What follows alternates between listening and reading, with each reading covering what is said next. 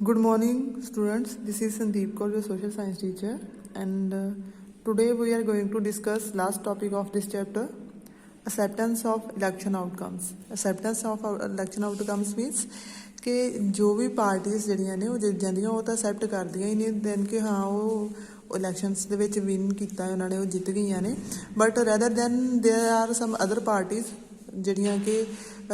ਹਾਰ ਜਾਂਦੀਆਂ ਨੇ ਇਲੈਕਸ਼ਨਸ ਦੇ ਵਿੱਚ ਉਹ ਵੀ ਇਹਨਾਂ ਆਊਟਕਮਸ ਨੂੰ ਵੈਲਕਮ ਕਰਦੀਆਂ ਨੇ ਕਿ ਜੋ ਵੀ mandate given by the people are accepted to them sometimes ਕੁਛ ਰੇਅਰ ਚਾਂਸਿਸ ਹੁੰਦੇ ਨੇ ਜਿੱਥੇ ਕਿਹਾ ਜਾਂਦਾ ਹੈ ਕੁਛ ਇਲੀਗਲ ਪ੍ਰੋਸੀਜਰਸ ਨੂੰ ਕੈਰੀ ਕੀਤਾ ਜਾਂਦਾ ਹੈ ਔਰ ਪੋਲੀਟੀਕਲ ਪਾਰਟੀਜ਼ ਕਈ ਵਾਰ ਕਹਿ ਦਿੰਦੇ ਹੈ ਕਿ ਕਿਸੇ ਸਪੈਸੀਫਿਕ ਕਨਸਟੀਟੂਐਂਸੀ ਦੇ ਵਿੱਚ ਜਿਹੜਾ ਹੈ ਕੁਛ ਇਲੀਗਲ ਪ੍ਰੈਕਟਿਸਿਸ ਯੂਜ਼ ਕੀਤੀਆਂ ਗਈਆਂ ਉਹਨਾਂ ਨੂੰ ਉੱਥੇ ਰੀਪੋਲ ਜਿਹੜੇ ਨੇ ਉਹ ਕਰਵਾ ਲਏ ਜਾਂਦੇ ਨੇ outcomes of India the election speaks for itself ਕਹਿੰਦੇ ਕਿ ਮੋਸਟ ਆਫ ਦਾ ਟਾਈਮ ਜਿਹੜੀਆਂ ਆਊਟਕਮਸ ਨੇ ਉਹ ਕੀ ਹੁੰਦੀਆਂ ਨੇ ਬਿਲਕੁਲ ਫ੍ਰੀ ਐਂਡ ਫੇਅਰ ਹੁੰਦੀਆਂ ਨੇ so there are some outcomes of Indian elections ਜਿੱਥੋਂ ਆਪਾਂ ਦੇਖ ਸਕਦੇ ਹਾਂ ਕਿ ਆਪਣੇ ਇੰਡੀਆ ਵਿੱਚ ਇਲੈਕਸ਼ਨਸ ਜਿਹੜੀਆਂ ਆਲਮੋਸਟ ਜਿਹੜੀਆਂ ਹੁੰਦੀਆਂ ਨੇ ਉਹ ਫ੍ਰੀ ਐਂਡ ਫੇਅਰ ਹੁੰਦੀਆਂ ਨੇ ਫਸਟ ਆਫ ਆਲ ਕਿ ਰੂਲਿੰਗ ਪਾਰਟੀਜ਼ ਜਿਹੜੀਆਂ ਰੂਟੀਨਲੀ ਲਾਸ ਕਰ ਰਹੀਆਂ ਯਾਨੀ ਕਿ ਲਗਾਤਾਰ ਜਿਹੜੀਆਂ ਰੂਲਿੰਗ ਪਾਰਟੀਜ਼ ਨੇ ਉਹ ਜਿੱਤ ਨਹੀਂ ਰਹੀਆਂ ਹਾਰ ਰਹੀਆਂ ਨੇ ਜਿੰਨੀਆਂ ਵੀ ਸਪੋਜ਼ ਕਰੋ 3 ਇਲੈਕਸ਼ਨਸ ਹੋਈਆਂ ਨੇ 3 ਇਲੈਕਸ਼ਨਸ ਵਿੱਚੋਂ ਜਿਹੜੀਆਂ 2 ਇਲੈਕਸ਼ਨਸ ਹੁੰਦੀਆਂ ਨੇ ਉਹਦੇ ਵਿੱਚ ਜਿਹੜੀ ਰੂਲਿੰਗ ਪਾਰਟੀਜ਼ ਨੇ ਉਹ ਹਾਰ ਜਾਂਦੀਆਂ ਨੇ ਇੰਡੀਆ ਦਾ ਜਿਹੜਾ ਕਰੰਟ ਟ੍ਰੈਂਡਸ ਨੇ ਸੋ ਇਹ ਤੋਂ ਆਪਾਂ ਨੂੰ ਕੀ ਪਤਾ ਲੱਗਦਾ ਹੈ ਕਿ ਜਿਹੜੀਆਂ ਕੋਈ ਵੀ ਪਾਰਟੀ ਜਿਹੜੀ ਹੈ ਕਿਸੇ ਤਰੀਕੇ ਦੇ ਨਾਲ ਇਲੀਗਲ ਮੀਨਸ ਯੂਜ਼ ਕਰਕੇ ਜਿੱਤ ਨਹੀਂ ਸਕਦੀ ਚਾਹੇ ਉਹ ਰੂਲਿੰਗ ਪਾਰਟੀ ਕਿਉਂ ਨਾ ਹੋਏ ਸੈਕੰਡ ਇਜ਼ ਦਾ ਉਹਨਾਂ ਨੇ USA ਦੀ ਐਗਜ਼ਾਮਪਲ ਦਿੱਤੀ ਹੈ ਇਨਕੰਬੈਂਟ ਬੇਟਾ ਕੀ ਹੁੰਦਾ ਹੈ ਕਿ ਜਿਹੜਾ ਪਰਸਨ ਜਿਹੜਾ ਹੈ ਉਹ ਜਿਹੜੀ ਪੋਜੀਸ਼ਨ ਦੇ ਉੱਤੇ ਹੈਗਾ ਹੈ ਸਿਟਿੰਗ ਪ੍ਰੈਜ਼ੀਡੈਂਟ ਹੋਇਆ ਸਿਟਿੰਗ ਚੀਫ ਮਿਨਿਸਟਰ ਹੋਇਆ ਸਿਟਿੰਗ ਪ੍ਰਾਈਮ ਮਿਨਿਸਟਰ ਹੋਇਆ ਕੋਈ ਵੀ ਹੋ ਸਕਦਾ ਹੈ ਉਹਨੂੰ ਕਹਿੰਦੇ ਇਨਕੰਬੈਂਟ ਸੋ ਕਹਿੰਦੇ ਕਿ USA ਵਿੱਚ ਜਿਹੜਾ ਇਨਕੰਬੈਂਟ ਜਾਂ ਸਿਟਿੰਗ ਪ੍ਰੈਜ਼ੀਡੈਂਟ ਹੁੰਦਾ ਹੈ ਉਹੀ ਆਲਮੋਸਟ ਜਿਹੜਾ ਹੈ ਸੈਕਿੰਡ ਟਾਈਮ ਵੀ ਜਿੱਤਦਾ ਹੈ ਬਟ ਇੰਡੀਆ ਦੇ ਵਿੱਚ ਜਿਹੜੇ ਟ੍ਰੈਂਡਸ ਨੇ ਬਿਲਕੁਲ ਇਹ ਤੋਂ ਆਪੋਜ਼ਿਟ ਨੇ ਇੰਡੀਆ ਵਿੱਚ ਜਿਹੜੇ MLAs MPs governments state governments ਜਿਹੜੀਆਂ ਵੀ ਪਹਿਲੇ ਇਲੈਕਸ਼ਨਸ ਗਵਰਨਮੈਂਟਸ ਦੇ ਵਿੱਚ ਰੂਲਿੰਗ ਪਾਰਟੀਜ਼ ਹੁੰਦੀਆਂ ਜਾਂ MLA MPs ਹੁੰਦੇ ਨੇ ਉਹ ਆਲਮੋਸਟ ਜਿਹੜੇ ਨੇ ਆਪਣੀ ਜਿਹੜੀਆਂ ਇਲੈਕਸ਼ਨਸ ਨੇ ਉਹ ਹਾਰ ਜਾਂਦੇ ਨੇ ਨੈਕਸਟ ਪੁਆਇੰਟ ਹੈ ਕਿ ਕੈਂਡੀਡੇਟਸ ਜਿਹੜੇ ਬਹੁਤ ਜ਼ਿਆਦਾ ਪੈਸਾ ਖਰਚਦੇ ਆ ਆਪਣੀਆਂ ਵੋਟਸ ਦੇ ਉੱਪਰ ਜ਼ਰੂਰੀ ਨਹੀਂ ਕਿ ਉਹ ਜਿੱਤਣ ਠੀਕ ਹੈ ਬਹੁਤ ਸਾਰੇ ਐਵੇਂ ਦੇ ਕੈਂਡੀਡੇਟਸ ਹੁੰਦੇ ਜਿਨ੍ਹਾਂ ਦਾ ਕ੍ਰਿਮੀਨਲ ਬੈਕਗਰਾਊਂਡ ਹੁੰਦਾ ਕ੍ਰਿਮੀਨਲ ਕਨੈਕਸ਼ਨਸ ਹੁੰਦੇ ਨੇ ਉਹਨਾਂ ਨੂੰ ਵੀ ਲੋਕ ਆਮ ਕਰਕੇ ਵੋਟ ਨਹੀਂ ਪਾਉਂਦੇ last point is the electoral ਜਿਹੜੀਆਂ ਆਊਟਕਮਸ ਨੇ ਉਹ ਮੋਸਟਲੀ ਜਿਹੜੀਆਂ ਨੇ ਪੋਲੀਟੀਕਲ ਪਾਰਟੀਜ਼ ਚਾਹੇ ਉਹ ਹਾਰ ਵੀ ਜਾਣ ਤਾਂ ਵੀ ਫਿਰ ਵੀ ਪੋਲੀਟੀਕਲ ਪਾਰਟੀਜ਼ ਉਹਨਾਂ ਨੂੰ ਅਸੈਪਟ ਕਰਦੀਆਂ ਨੇ ਕਿਉਂਕਿ ਉਹਨਾਂ ਨੂੰ ਪਤਾ ਹੁੰਦਾ ਕਿ ਜਿਹੜੇ ਇਲੈਕਸ਼ਨਸ ਨੇ ਬਿਲਕੁਲ ਸਹੀ ਤਰੀਕੇ ਨਾਲ ਹੋਏ ਨੇ next our last topic is challenges to free and fair elections free and fair elections ਦੇ ਵਿੱਚ ਕੀ ਚੈਲੰਜਸ ਨੇ ਕਿਹੜੀਆਂ ਚੁਣੌਤੀਆਂ ਨੇ ਕੀ ਐਵੇਂ ਦੇ ਫੈਕਟਰਸ ਨੇ ਜਿਹੜੇ ਇਹਨਾਂ ਨੂੰ ਇਫੈਕਟ ਕਰ ਸਕਦੇ ਨੇ ਸੋ ਕਹਿੰਦੇ ਕਿ ਇਹ ਵਾਲਾ ਇੱਕ ਸਿੰਪਲ ਕਨਕਲੂਜਨ ਹੈ ਕਿ ਇੰਡੀਆ ਵਿੱਚ ਆਲਮੋਸਟ ਜਿਹੜੀਆਂ ਇਲੈਕਸ਼ਨਸ ਨੇ ਫ੍ਰੀ ਐਂਡ ਫੇਅਰ ਹੁੰਦੀਆਂ ਨੇ ਮੋਸਟ ਪ੍ਰੋਬੇਬਲੀ ਜਿਹੜੇ ਰੂਲਿੰਗ ਪਾਰਟੀਜ਼ ਨੇ ਉਹ ਹਾਰਦੀਆਂ ਨੇ ਔਰ ਕੋਈ ਵੀ ਪਾਰਟੀ ਐਵੇਂ ਦੀ ਨਹੀਂ ਜਿਹੜੀ ਕੰਟੀਨਿਊਸਲੀ ਜਿੱਤਦੀ ਪਈ ਹੈ ਠੀਕ ਹੈ ਨੈਕਸਟ ਹੈ ਬੱਚੇ ਕਿ ਇਹ ਕਹਿੰਦੇ ਕਿ ਸ਼ਾਇਦ ਹੋ ਸਕਦਾ ਹੈ ਕਿ ਕੁਛ ਐਵੇਂ ਦੇ ਕਨਸਟੀਟੂਐਂਸੀਜ਼ ਹੋਣ ਜਿੱਥੇ ਕੁਛ ਇਲੀਗਲ ਕੀਤਾ ਗਿਆ ਹੋਵੇ ਜਾਂ ਕੁਛ ਐਵੇਂ ਦੇ ਕੈਂਡੀਡੇਟਸ ਹੋ ਸਕਦੇ ਨੇ ਜਿਹੜੇ ਕਿ ਅਨਫੇਅਰ ਮੀਨਸ ਨੂੰ ਯੂਜ਼ ਕਰਕੇ ਤੇ ਅੱਗੇ ਜਿੱਤ ਕੇ ਆਏ ਹੋਣ but most of the time ਜਿਹੜੀਆਂ ਜਨਰਲ ਇਲੈਕਸ਼ਨਸ ਹੁੰਦੀਆਂ ਨੇ ਉਹਨਾਂ ਵਿੱਚ ਜ਼ਿਆਦਾਤਰ ਜਿਹੜੀ ਪਰਸੈਂਟੇਜ ਹੈ ਮੈਜੋਰਟੀ ਵਿੱਚ ਜਿਹੜੇ ਲੋਕ ਨੇ ਉਹ ਜਿਨ੍ਹਾਂ ਨੂੰ ਵੋਟ ਪਾਉਂਦੇ ਨੇ ਉਹੀ ਲੋਕ ਜਿੱਤਦੇ ਨੇ ਔਰ ਜਿਹੜੇ ਇਲੀਗਲ ਮੀਨਸ ਜ਼ਰੂਰੀ ਨਹੀਂ ਕਿ ਉਹ ਯੂਜ਼ ਕਰਦੇ ਹੋਣ ਠੀਕ ਹੈ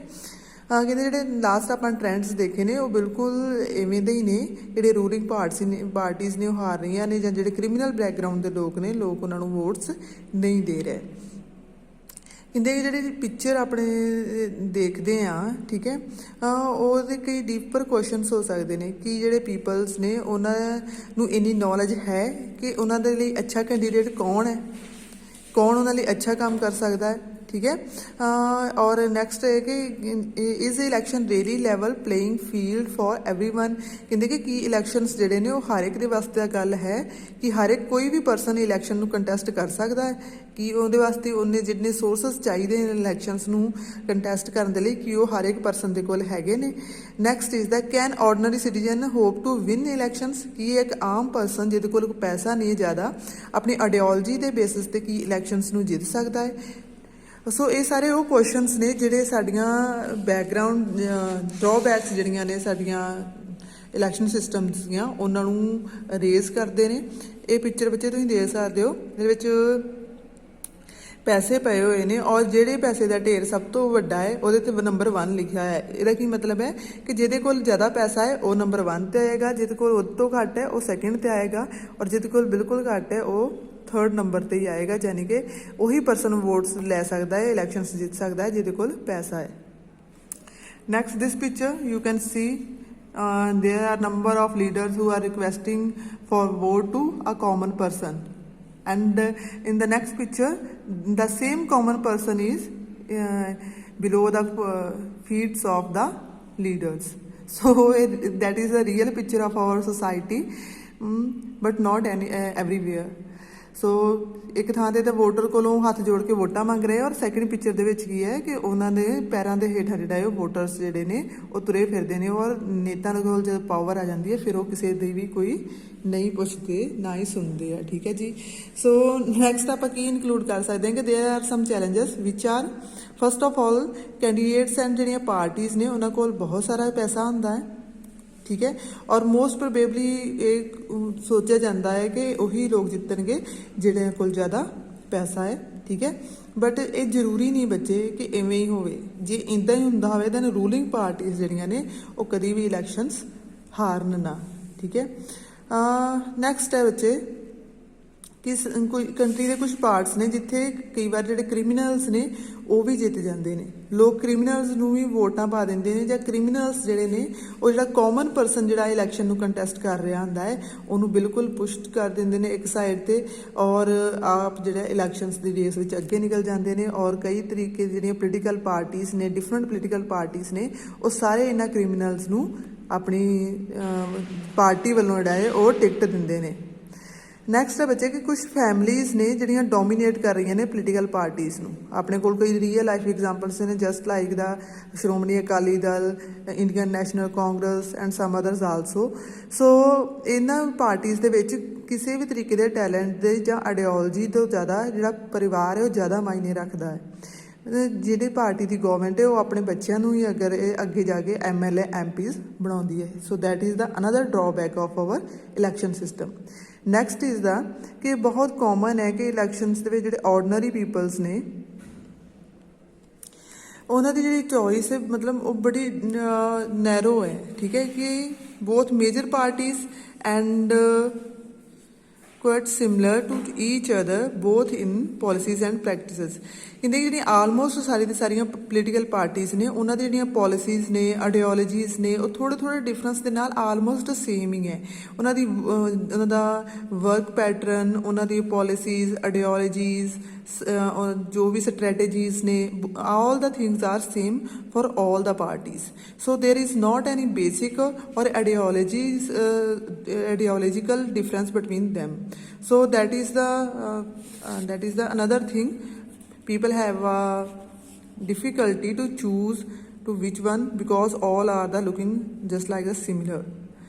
ਨੈਕਸਟ ਪੁਆਇੰਟ ਇਜ਼ ਦਾ ਕਹਿੰਦੇ ਜਿਹੜੇ ਸਮੋਲਰ ਪਾਰਟੀਜ਼ ਨੇ ਔਰ ਇੰਡੀਪੈਂਡੈਂਟ ਕੈਂਡੀਡੇਟਸ ਨੇ ਉਹਨਾਂ ਨੂੰ ਕਾਫੀ ਜ਼ਿਆਦਾ ਪ੍ਰੋਬਲਮਸ ਜਿਹੜੀਆਂ ਨਾ ਇਲੈਕਸ਼ਨਸ ਦੇ ਵਿੱਚ ਆਉਂਦੀਆਂ ਨੇ, ਕਿਉਂਕਿ ਜਿੱਥੇ ਸਾਹਮਣੇ ਜਿਹੜੀਆਂ ਨੇ ਵੱਡੀਆਂ ਪੋਲੀਟੀਕਲ ਪਾਰਟੀਜ਼ ਦੇ ਮੈਂਬਰ ਖੜੇ ਹੋਏ ਹੁੰਦੇ ਨੇ ਉਹਨਾਂ ਦੇ ਕੰਪੈਰੇਟਿਵਲੀ ਨਾ ਤਾਂ ਉਹਨਾਂ ਕੋਲ ਉਨੇ ਸੋਰਸਸ ਹੁੰਦੇ ਨੇ ਔਰ ਨਾ ਹੀ ਉਹਨਾਂ ਕੋਲ ਉਨੀ ਬੈਕਗਰਾਊਂਡ ਲੈਵਲ 'ਤੇ ਸਪੋਰਟ ਹੁੰਦੀ ਹੈ। ਸੋ ਆਪਣੇ ਇਲੈਕਸ਼ਨ ਸਿਸਟਮ ਦੇ ਵਿੱਚ ਜਿਹੜੀਆਂ ਨੇ ਇਹ ਸਾਰੀਆਂ ਦੇ ਸਾਰੀਆਂ ਡਰਾਬੈਕਸ, ਚੈਲੰਜਸ ਆਪਾਂ ਜਿਹੜੇ ਉਹ ਦੇਖ ਸਕਦੇ ਹਾਂ। ਨੈਕਸਟ ਬੇਟਾ ਲਾਸਟ ਸਮ ਅਪ ਆਪਾਂ ਕੀ ਕਰ ਸਕਦੇ ਹਾਂ ਕਿ ਇਹਦੀਆਂ ਡਰਾਬੈਕਸ ਨੇ that are not only part of the Indian system. ਆਪਾਂ ਹਰ ਸਿਸਟਮ ਦੇ ਵਿੱਚ ਕੁਛ ਨਾ ਕੁਛ ਡਰਾਬੈਕਸ, ਔਰ ਮੇਨਲੀ ਇਹਨਾਂ ਡਰਾਬੈਕਸ ਨੂੰ ਆਲਮੋਸਟ ਆਲ ਦਾ ਡੈਮੋਕ੍ਰੈਟਿਕ ਕੰਟਰੀਜ਼ ਦੇ ਵਿੱਚ ਆਪਾਂ ਦੇਖ ਸਕਦੇ ਹਾਂ। ਸੋ ਇੱਕ ਕੰਸਰਨ ਦਾ ਮੈਟਰ ਨੇ, ਇਹਨਾਂ ਦੇ ਲਈ ਕੁਛ ਜਿਹੜੇ ਰਿਫੋਰਮਸ ਨੇ ਉਹ ਆਪਾਂ ਨੂੰ ਆਪਣੇ ਇਲੈਕਸ਼ਨ ਸਿਸਟਮ ਦੇ ਵਿੱਚ ਲੈ ਕੇ ਆਉਣੇ ਚਾਹੀਦੇ ਨੇ। ਬਹੁਤ ਟਾਈਮ ਤੋਂ ਇਹਨਾਂ ਦੀ ਡਿਮਾਂਡ ਵੀ ਕੀਤੀ ਜਾ ਰਹੀ ਹੈ। ਠੀਕ ਹੈ, ਤਾਂ ਕਿ ਜਿਹੜਾ ਇੱਕ ਆਮ ਕਾਮਨ ਸਿਟੀਜ਼ਨ ਹੈ ਉਹ ਵੀ ਇਲੈਕਸ਼ਨਸ ਨੂੰ ਕੰਟੈਸਟ ਕਰ ਸਕੇ ਔਰ ਈਜ਼ਲੀ ਵਿਨ ਕਰ ਸਕੇ ਅਗਰ ਲੋਕ ਉਹਨੂੰ ਪਸੰਦ ਕਰਦੇ ਆ ਤਾਂ। Thank you.